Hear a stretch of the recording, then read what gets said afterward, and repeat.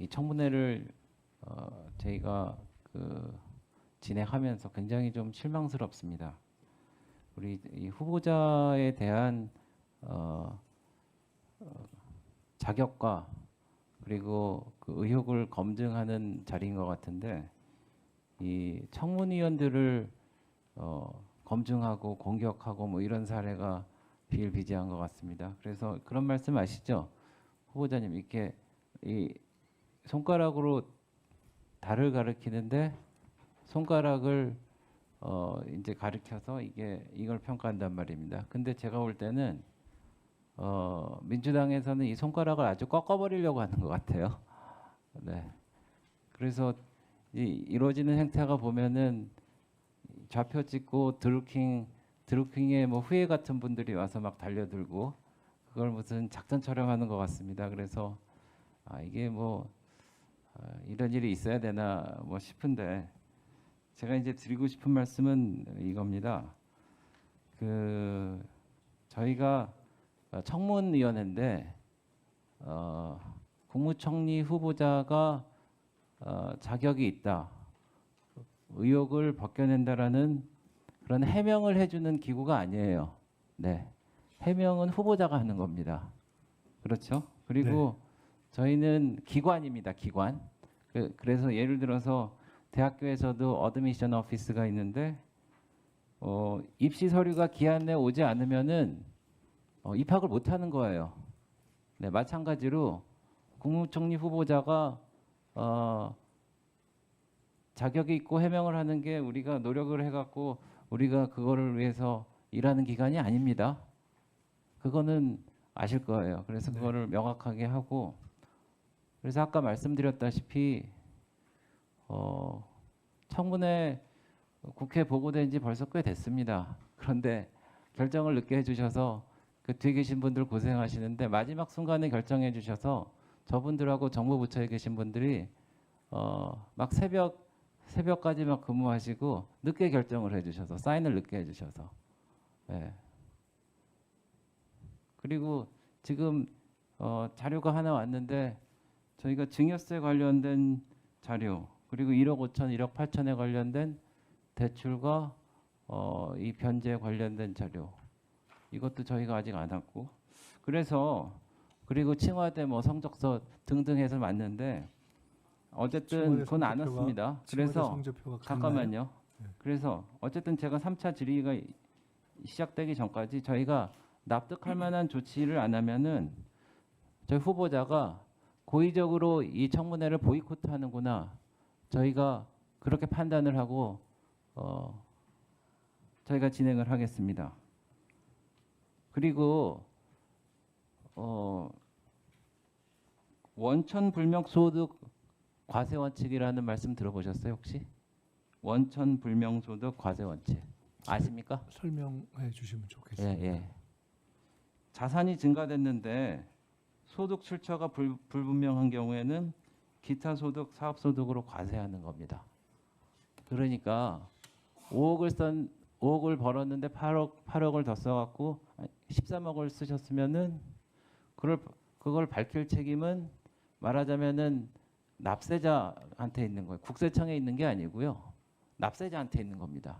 그러니까 번 돈하고 이제 지출한 돈하고 다르면은 과세 당국에서는 만약에 국무총리 후보자님한테 과세를 할 때는 그 기준으로 합니다.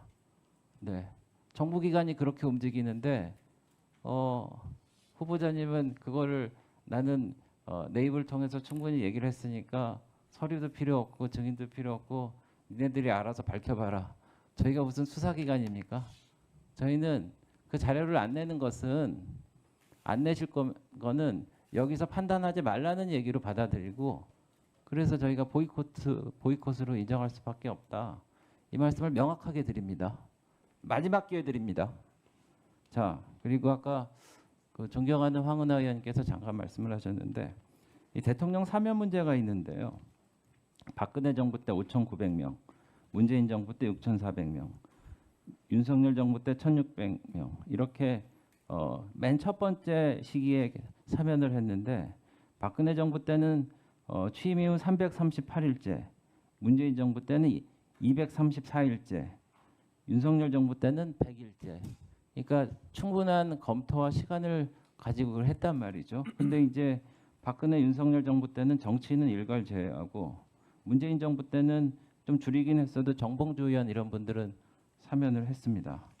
그래서 지금 근데 방금 그 황운하 의원께서 존경하는 황운하 의원께서 조국 전 장관의 사면 문제를 말씀하셨는데 이제 포용의 통합의 범주에는 포함되는 것처럼 이제 국무총리 후보자가 말씀하셨는데 사면은 대통령의 고유 권한이긴 하지만은 국무회의 의결 사항입니다. 국무총리 후보자가 이제 만약에 국무총리가 되면 부의장이 될 텐데 의견을 낼 수 있어요. 그래서 그거에 대해서 제가 어떻게 생각하시는지 좀 궁금하고요. 또 이런 분이 계십니다. 그 대법원에서 7년 8개월을 확정받고 복역 중인 이화영 전 경기도부지사가 이런 글을 올리셨는데 SNS에 감사합니다. 끝까지 싸우겠습니다. 모든 민주시민들과 소중한 자산이자 함께 살아가는 이웃입니다. 시민들이 함께 연대하며 직접 사면 복권을 관철해냅시다. 21대 대통령 취임 국민 통합 내란 종식 특별 사면 복권 서명 운동 이런 거 했는데 그래서 꼭 사면을 해주실 것처럼 말씀을 그쪽에 좀 가깝게 말씀을 하셨는데 저는 좀 궁금해서 여쭙니다. 그래서 그게 제 질문이고 다시 한번 말씀드리지만은 이렇게 불성실한 태도와 자료 제출과 증인 제로의 청문회 갖고 저희 보고 하라는 거는 저희를 정말 모욕하는 거예요. 있을 수 없습니다. 그래서 저희가 이제 2차 질문을 마치고 저희가 회의를 할 텐데 자료를 다 내십시오. 네. 네, 아까 사면과 관련한 황운하 의원님의 질문에 대해서 제가 드린 답변은 다시 한번 반복하지는 딱 이 내용이었습니다. 사건별로 어떤 사건은 억울하고 부당하니 사면 복권되어야 한다라는 접근법은 저로서는 개별 사건에 대해서 다 확인되지 않았으니 잘 뭐라고 답하기 어렵다. 두 번째로 그렇지 않다면 어떤 사면을 한 경우에는 가상해서 볼 때 국민통합이라는 접근법이 있지 않을까라고 생각된다. 세 번째로 그러나 어떤 경우에든 제가 보는 국민의 어떤 민심은 이번 내란과 관련된 부분, 그 핵심과 관련된 부분에 대한 사면 내지는 어떤 법적 처단을 유예되면 안 된다는 국민의 판단이 있을 것 같다. 이렇게 세 가지를 말씀드린 것이고요. 그리고 특정 개인에 대해서는 저는 어떤 경우에 대해서도 가상에서 대통령의 사면권이 행사되지 않았기 때문에 제가 국무위원으로 들어갈지 아닐지도 안 정해져 있는 상황에서 제가 어떤 입장을 그때 표명할 것이다라고 말씀드리는 것은 가정법으로 사용하는 것은 맞지 않는다 이렇게 말씀드렸습니다. 그리고 아까 말씀 주셨던 배준영 의원님께서 여러 가지 사안들에 대해서 적극적으로 야당, 이건 여야를 떠나서 제대로 규명하려고 하는 청문 노력을 하고 있는 것에 대해서 말씀 주신 것에 대해서는 저는 충분히 그 필요성과 이의를 인정하고 있다 이렇게 말씀 다시 드리겠습니다. 네, 배진영 의원님 수고하셨습니다. 다음은 존경하는 김현 의원님 김현입니다. 질의해 주시기 바랍니다. 네, 김현입니다. 인사청문회법 제12조 자료 제출 요구가 있습니다. 5일 이내에 자료를 제출하여야 한다. 이내에 제출하지 아니한 때에는 사유서를 제출하여야 한다. 제출된 사유서를 심사 경과 보고서 또는 인사 경과 보고서에 첨부하여야 한다. 정당한 사유 없이 제출하지 아니한 때에는 해당 기관에 이를 경고할 수 있다. 경고할 수 있다. 의 방점이 있습니다. 두 번째로는 주의 의무입니다. 제18조 위원은 허위 사실임을 알고 있음에도 진실인 것을 전제로 하여 발언하거나 위협적 또는 모욕적인 발언을 하여서는 아니 된다. 라는 다시 한번 강조드리고요. 왜 이 얘기를 드리냐면 오늘 후보자가 제출한 후보자 출입국 기록에 따르면 143일 체류하셨다라고 일관되게 말씀을 하셨거든요. 예, 그것을 입증하는 자료입니다. 그러니까 30여일 또는 40여일 동안 중국에 가서 칭하대 분신술이라고 했던 10대 의혹 중에 한 가지는 해소됐다라는 점입니다. 그래서 진실을 전제로 하여 발언하거나 위협적 또는 모욕적인 발언을 하여서는 아니 된다. 주의 의무에 대해서 말씀드립니다. 후보자 출입국 기록에 따르면 출국 기간이 30일로 되어 있는데 여기는 박이 빠져 있는 겁니다. 그래서 111로 되어 있는 건 1박 2일이기 때문에 2로 계산해야 되는 게 맞다고 보기 때문에 이걸로만 보면 146일이다라고 계산이 나옵니다. 그리고 앞서 야당 간사님께서 민주당이 드루킹처럼 좌표를 찍는다라고 얘기하셨는데요. 좌표 찍은 거 없어요. 배준영 간사님에게 댓글을 보니까 기존의 그 인사청문회와 인사청문회 이전과 댓글 달린 개수가 거의 비슷하고요. 다만 김민석 후보자를 공격하는 내용이거나 5.18을 폄훼했던 내용에 대해서는 댓글 수가 조금 많다 정도이고요. 그다음에 주진우 의원님께서는 30만 유튜버입니다. 그래서 인사청문회 때는 사실은 관심도가 높기 때문에 댓글이 상대적으로 3배 이상 저도 그렇습니다. 아마 다 그럴 것 같습니다. 관심이 워낙 높기 때문에 그리고 지금 실시간으로 생중계가 되는 시간대에는 댓글이 많습니다. 두 번째로는 그 댓글이 많은 것은 본인 스스로와 신상 발언을 통해서 급성 간염이 왜 거론되냐. 고등학교 때부터 아팠다. 그리고 지금도 약을 먹고 있다라고 얘기했던 것에 대한 댓글이 많다.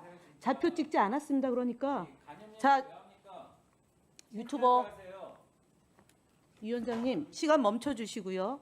위원장님 이 부분에 대해서 끼어들고 제재를 가해 주시기 바랍니다. 네. 제 질의 시간입니다. 자, 그래 질의할 때 또 그런 얘기는 하지 마세요. 아니, 안 하시고 네, 간보에 공보에 자, 다 있는 겁니다. 하지 마시고 아니 뭘 하지 말라는 이- 건데 위원장님? 그 청문위원에 대한 아니 제가 그 얘기했잖아요. 질병이니 좌표를 뭐 찍었다고 이런 건 얘기하는 것에 대한 질병이니 허위사실이라고 이런 얘기하는 것들은 겁니다. 얘기하지 좌표 마시고 찍지 않았습니다. 네. 민주당에 대한 자, 공격에 대한 위원장이 얘기하고 아니 있습니다. 제가 지금 끼어들지 말라고 얘기하는 예, 겁니다. 그건- 위원장님 저에 대한 질의에 평가를 하시면 안 됩니다. 자, 끼어드는 것만 위원장이 막아주시면 됩니다. 됐고요. 제 위원장이 판단해서 하는 겁니다. 그리고 위원장이 질의 시간을 김현 보장해 의원이 주십시오. 시키는 대로 하는 위원장 질의 시간을 아니거든요. 보장해 주십시오. 지금 보장하고 아니, 있습니다. 그러니까 그거 해주시면 됩니다. 네, 보장하고 질의 있고요. 내용까지는 질의 내용도 문제가 있으면 위원장은 질의 내용에 대해서 제지할 수가 위원장님이 있습니다. 관여할 권한은 없습니다. 끝난 잘못된 다음에 질의가 해주십시오. 있으면 끝난 다음에 위원장이 해주십시오. 발언을 중단시킬 수 있습니다. 질의 시간 끝나고 해주십시오.